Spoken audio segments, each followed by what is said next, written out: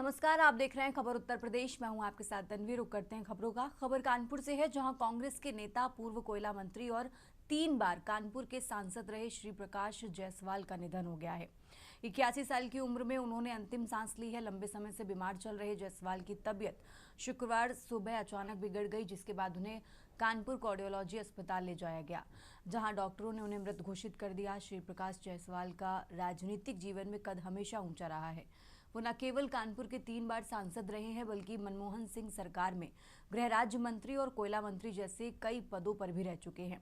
श्री प्रकाश जायसवाल ने 1989 में कानपुर के मेयर के रूप में राजनीतिक सफर की शुरुआत की। इसके बाद 1999, साल 2004 और 2009 में 3 बार लगातार कानपुर से लोकसभा चुनाव जीते, लेकिन 2014 और 2019 में उन्हें भाजपा उम्मीदवार से हार का सामना करना पड़ा। खराब स्वास्थ्य होने के कारण उन्हें 2024 का लोकसभा चुनाव लड़ने से इनकार कर दिया था उनकी तरफ से, और कांग्रेस को कानपुर में मजबूती देने का श्रेय भी बड़े पैमाने पर उन्हीं को जाता है। केंद्रीय राजनीति में भी उनकी भूमिका बेहद महत्वपूर्ण रही। साल 2004 में वो केंद्रीय गृह राज्य मंत्री बने और इसके बाद साल 2009 में मनमोहन सिंह सरकार के दूसरे कार्यकाल में उन्हें केंद्रीय कोयला मंत्री बनाया गया। राजनीति ही नहीं, बल्कि पूरे प्रदेश में श्री प्रकाश जायसवाल एक सादगीपूर्ण, प्रभावशाली नेता के रूप में जाने जाते थे। उनके निधन से राजनीतिक जगत में शोक की लहर है।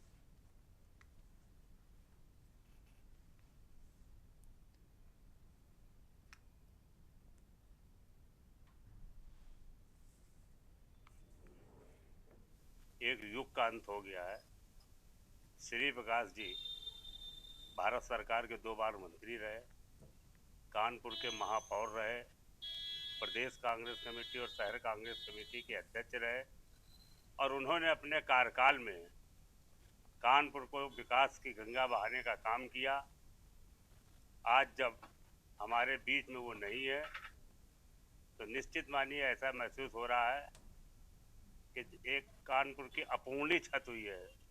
कानपुर के साथ साथ कांग्रेस की अपूर्णी क्षत हुई है, और ऐसा नहीं लगता है कि निकट भविष्य में इस क्षति की पूर्ति किसी भी कीमत पे हो पाएगी, क्योंकि श्री प्रकाश जी के मन में कानपुर के विकास के लिए जो सोच थी, कानपुर के विकास के लिए जो काम उन्होंने किया, वो इससे पहले भी तमाम लोग रहे, सांसद और मंत्री, और बाद में भी रहे हैं, लेकिन न वो सोच रही और न वो विकास कराने की दिशा में कोई काम कर पाए। आज कानपुर का आम जनमानस दुखी है, और वो ये महसूस कर रहा है कि हमने एक कानपुर का महारथी खो दिया है। और अब खबर जालौन से है, जहां SC/ST वर्ग आयोग के सदस्य रमेश चंद्र कुंडे जालौन पहुंचे। उरई नगर पालिका सहित तमाम विभागों में उन्होंने समीक्षा बैठक की और साथ ही प्रेस वार्ता कर उन्होंने बड़ा बयान दिया और कहा कि अनुसूचित जाति एवं अनुसूचित जनजाति के लोगों को मिलने वाली योजना की फाइलें अधिकारियों के पास ही चक्कर खाकर फाइलों में ही दबकर रह जाती हैं। उन्होंने कहा कि समीक्षा कर लोगों को मिलने वाला लाभ 100% दिलाया जाएगा। आपको बता दें कि उत्तर प्रदेश अनुसूचित जाति एवं अनुसूचित जनजाति आयोग के सदस्य रमेश चंद्र कुंडे जालौन आए, और जहां उन्होंने बैठकों में भाग लेते हुए समीक्षा मीटिंग की और लाभार्थियों को योजनाओं का लाभ दिलाने के लिए विभागों के साथ समन्वय स्थापित करने पर भी जोर दिया।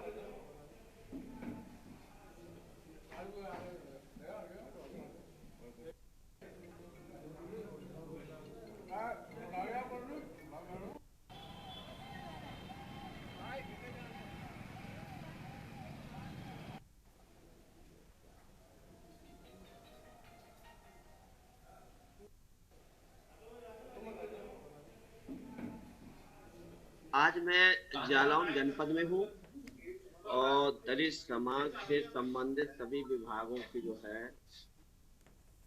सरकार द्वारा संचालित योजनाएं हैं, उन योजनाओं की समीक्षा भी कर रहा हूँ। दलित समाज से जो भी पीड़ित है अत्याचार से, उत्पीड़न से और की किसी से, उसकी जनसुनवाई करूँ। SC/ST के लिए बहुत सी योजनाएं हैं पुणे में। सरकार तो बहुत सी कल्याणकारी योजनाएं SC/ST के साथ साथ गरीब, कमजोर, लाचार, बेबस विकलांग वगैरह सबके लिए बहुत सी चीजें तो ऐसी कोई ने बहुत काम थोड़ा यहाँ पे है काम करनी चाहिए। तो कुछ योजनाएं ऐसी है जो आम जनता तक को मालूम नहीं है, अब वो धरातल तक नहीं आ पा रहे हैं, अधिकारियों के बीच में घूमती रहती है। और अब आगे बढ़ते हैं खबरों में। कानपुर देहात में साइबर ठगी रोकने के लिए जागरूकता अभियान चलाया गया, चौकी प्रभारी नरसिंह ने लोगों को साइबर अपराधों के बढ़ते मामलों के बारे में विस्तार से जानकारी दी। उन्होंने बताया कि किसी भी फर्जी कॉल पर भरोसा ना करें, bank account number, password, OTP किसी के साथ शेयर ना करें, संदिग्ध लिंक व मैसेज पर क्लिक करने से बचें। चौकी परिसर के बाहर आयोजित इस जागरूकता बैठक में 2 दर्जन से ज्यादा लोग मौजूद रहे।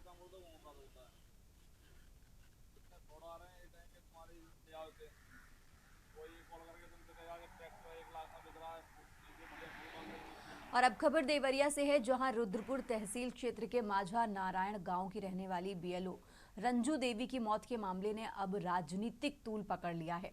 उत्तर प्रदेश कांग्रेस कमेटी के अध्यक्ष अजय राय मृतका के घर पहुंचे और परिजनों से मुलाकात कर हर संभव सहायता का भरोसा दिया। वहीं मीडिया से बात करते हुए अजय राय ने आरोप लगाया कि बीएलओ पर लगातार बढ़ते दबाव और प्रताड़ना के कारण रंजू देवी की जान गई है और इसके लिए उन्होंने चुनाव आयोग तथा सरकार को जिम्मेदार ठहराया।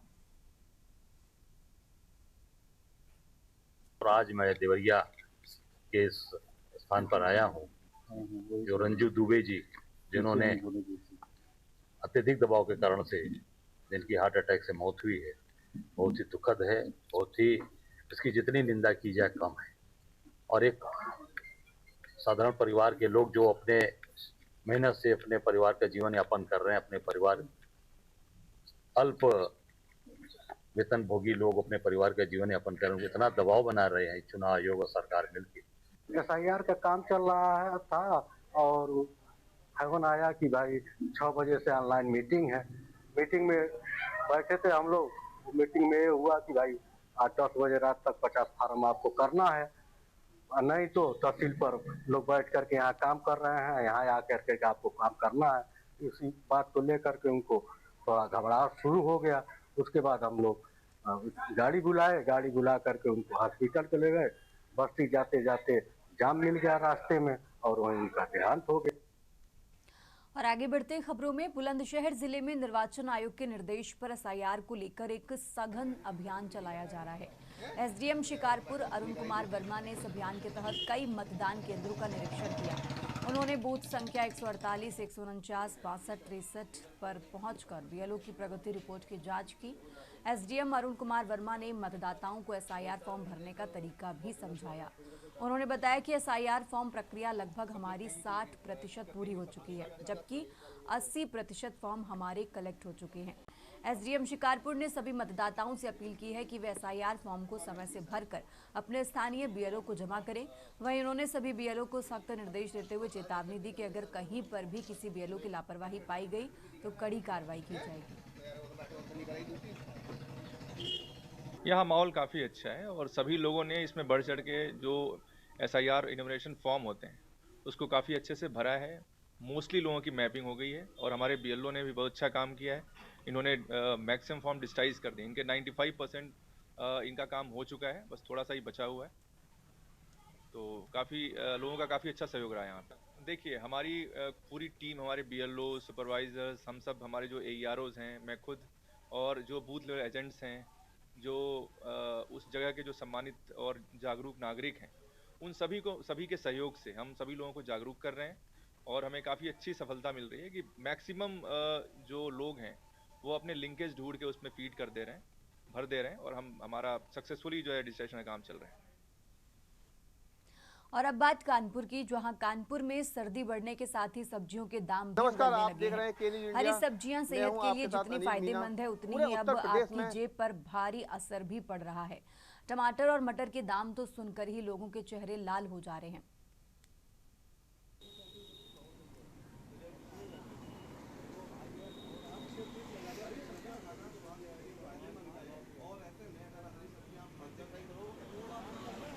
सब्जी ज़्यादा महंगी चल रही है आजकल। किन किन सब्जी में दाम बढ़े हैं? लौकी में दाम बढ़ी है, टमाटर में दाम बढ़ी है, गोभी में दाम बढ़ी है, आलू इससे हाँ, आलू के दाम? आलू 30 रुपया 35 रुपया किलो। इससे गरीब आदमी को किस तरीके सामना करना पड़ रहा, दिक्कत होगा? गरीब आदमी खा ही नहीं सकता है, महंगाई इतना बढ़ी है, क्या करेगा वो? क्या कर सकता है वो? पिछले दिनों के चलते आज दिन में महंगाई में कितना अंतर है? बहुत ज़्यादा है। पहले तो सस्ता था, सब लोग खाते थे, अब कोई खा ही नहीं पा रहा है, इतना महंगाई इतना था। कानपुर में महापौर प्रमला पांडे ने मानवता की मिसाल पेश की है। जनता दर्शन के दौरान ग्वालटोली की एक महिला रोते हुए पहुंची और बताया कि उसका 14 साल का बेटा कृष्णा 26 नवंबर को एक दुर्घटना में गंभीर रूप से घायल हो गया। इलाज तिलक नगर स्थित कनिष्क हॉस्पिटल में चल रहा था, जहां अब तक करीब 50,000 रुपए खर्च हो चुके हैं।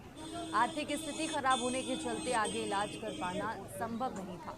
स्थिति को गंभीरता से देखते हुए महापौर प्रमला पांडे तुरंत कनिष्क हॉस्पिटल पहुंची। वहां उन्होंने अस्पताल प्रशासन से बात कर 40,000 रुपए की छूट दिलाई और किशोर को डिस्चार्ज कराकर हैलट अस्पताल लेकर पहुंची। हैलट में उन्होंने जीएसवीएम मेडिकल कॉलेज के प्राचार्य डॉक्टर संजय काला से बात की और मरीज के इलाज की समुचित व्यवस्था कराने के निर्देश दिए।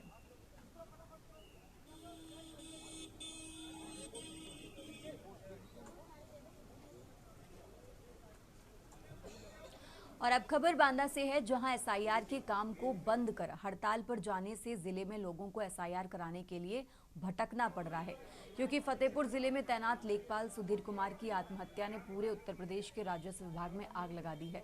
सुधीर की मौत के बाद बांदा जिले के सैकड़ों लेखपालों ने पूरे जिले में एसआईआर का काम पूरी तरह बंद कर दिया और जिला मुख्यालय स्थित तहसील परिसर में जोरदार धरना शुरू कर दिया है। धरने में महिला लेखपाल भी बड़ी संख्या में शामिल हैं और प्रदर्शनकारी दोषी अधिकारियों पर हत्या का मुकदमा दर्ज करने तक आंदोलन जारी रखने के मूड में हैं।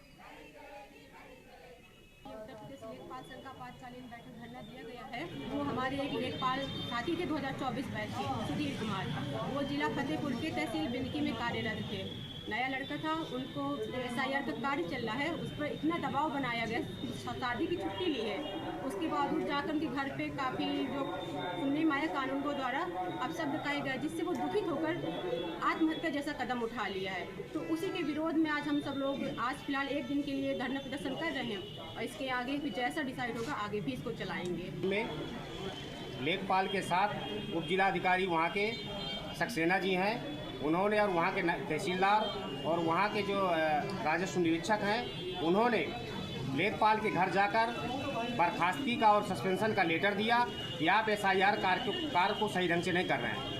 इसी के विरोध प्रदर्शन में उसने आत्महत्या कर दी। इसी चक्कर में उनकी आत्महत्या करने के उकसाने के उसमें एफआईआर नहीं दर्ज की जा रही। उनके परिजनों को हम खड़े हैं इस समय सदर तहसील बांदा में और मैं आपको बता दूं कि मेरे साथ आप देख पा रहे हैं कि यहाँ लेखपाल संघ का धरना प्रदर्शन चल रहा है और धरना प्रदर्शन का कारण है कि एसआईआर का काम कर रहे लेखपाल संघ के एक कार्यकर्ता जो फतेहपुर के हैं, उनको एसआईआर के चलते छुट्टी ना मिलने से, मैं आपको बता दूं कि 26 नवंबर को शादी थी उसकी, और शादी में छुट्टी ना मिलने और एसआईआर में कार्य की प्रगति है को देखते हुए वहाँ के जो एसडीएम है और वहाँ के जो और अधिकारी हैं उनके द्वारा उन पर दबाव डाला गया, उनको बेइज्जत किया गया मीटिंग के दौरान और साथ ही उनको सस्पेंशन करने का निर्देश दिया गया था, जिसके चलते उस लड़के ने फ्रस्ट्रेट होकर के आत्महत्या कर ली। आज उसी आत्महत्या के कारण नाराज लेखपाल संघ ने आज पूरे उत्तर प्रदेश में धरने का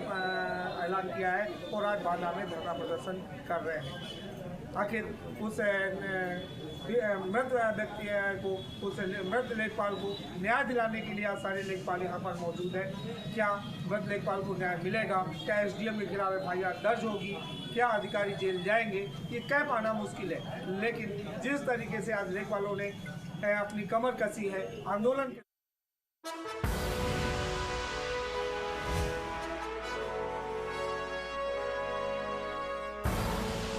आप देख रहे हैं के न्यूज़, खबरों का सारथी।